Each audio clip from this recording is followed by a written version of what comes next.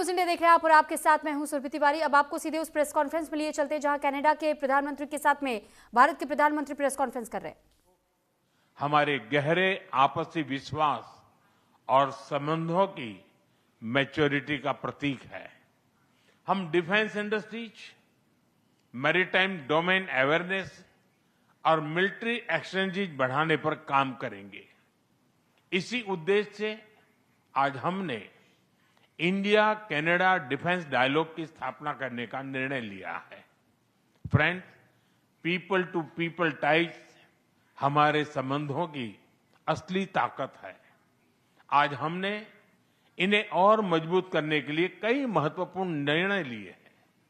AI, health care, agriculture और innovation में आज कई यूनिवर्सिटीज के बीच नई पार्टनरशिप की घोषणा हो रही है।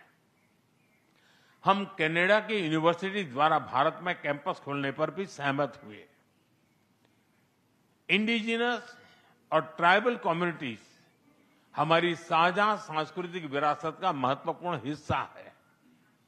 सांस्कृतिक आदान प्रदान बढ़ाने के लिए दोनों पक्षों के बीच आज एमओयू किया गया है।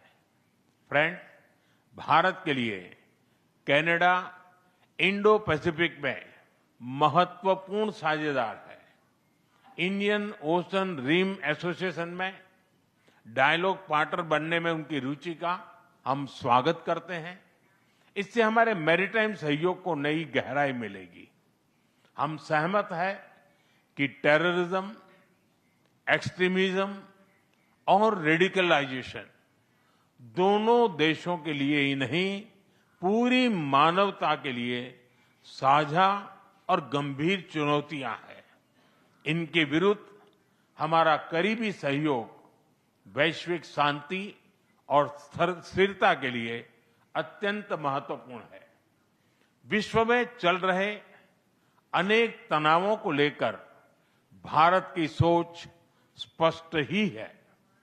हमने सदैव शांति और स्थिरता बनाए रखने का आह्वान किया है और जब दो लोकतंत्र साथ खड़े होते हैं तो शांति की आवाज और भी सशक्त हो जाती है। पश्चिम एशिया की वर्तमान स्थिति हमारे लिए गहरी चिंता का विषय है। भारत डायलॉग और डिप्लोमेसी के माध्यम से सभी विवादों का समाधान का समर्थन करता है। इस क्षेत्र में मौजूद सभी भारतीय नागरिकों की सुरक्षा के लिए हम सभी देशों के साथ मिलकर काम करते रहेंगे। एक्सेलेंसी, आपकी यात्रा से हमारे सहयोग के हर क्षेत्र को एक नई ताकत मिली है।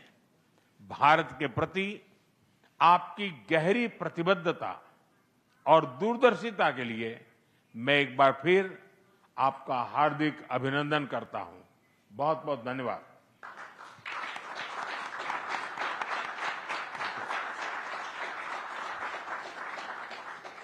Thank you, sir. May I now request the Right Honourable Mr. Mark Conry, Prime Minister of Canada, to give his remarks to the media. Thank you very much. I will make my remarks in English and in French. And may I begin by thanking you, Prime Minister Modi, for the generous hospitality that you have extended us here in New Delhi. You've extended my ministers as they've visited, and the spirit of partnership with which you've approached our relationship since we first spoke in my capacity as Prime Minister last June. And as you mentioned, a few weeks later, you made time to come to the G7 summit in Alberta, Canada. 5 months after that, we met in Johannesburg at the G20, and now, today, the first bilateral visit of a Canadian Prime Minister here in 8 years. In the intervening months, our foreign ministers have been busy. They've met 5 times. 4 of my ministers have led delegations here to India. Provincial premiers have been here, including today. There has been more engagement between the Canadian and Indian governments in the last year than there has been in more than 2 decades combined. So, this is not merely the renewal of a relationship. It is the expansion of a valued partnership with new ambition, focus, and foresight, a partnership between 2 confident countries charting our own course for the future. In the last decade, let's just reflect on what's happened. In the last decade, under your leadership, Prime Minister, India has become the fastest growing economy in the world. Per capita incomes in this country have risen at a pace never seen in history. Seldom in human history. The most ambitious projects in clean energy, in the digital economy.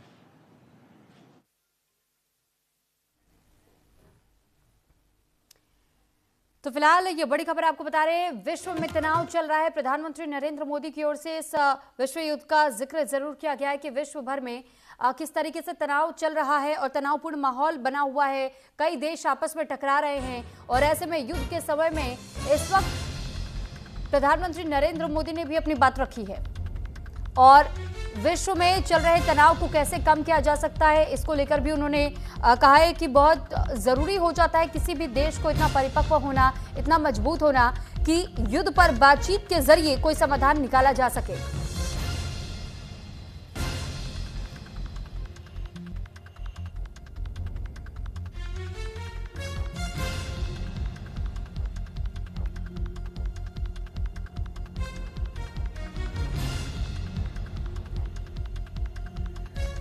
तो भारत विश्व में शांति और स्थिरता चाहता है। प्रधानमंत्री नरेंद्र मोदी की ओर से स्पष्ट कहा गया है, पश्चिम एशिया संकट चिंता का विषय है।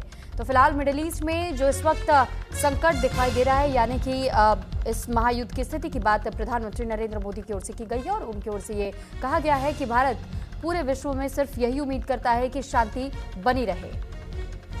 महायुद्ध पर प्रधानमंत्री नरेंद्र मोदी की ओर से कहा गया कि विश्व में तनाव चल रहा है और ये बेहद चिंता का विषय है, जिस पर भारत ये चाहता है कि बातचीत के जरिए समाधान हो। तो बातचीत के जरिए रास्ता निकालने की कोशिश की जाए, न कि इस युद्ध की आग को और भड़काया जाए। भारत विश्व में शांति और स्थिरता चाहता है।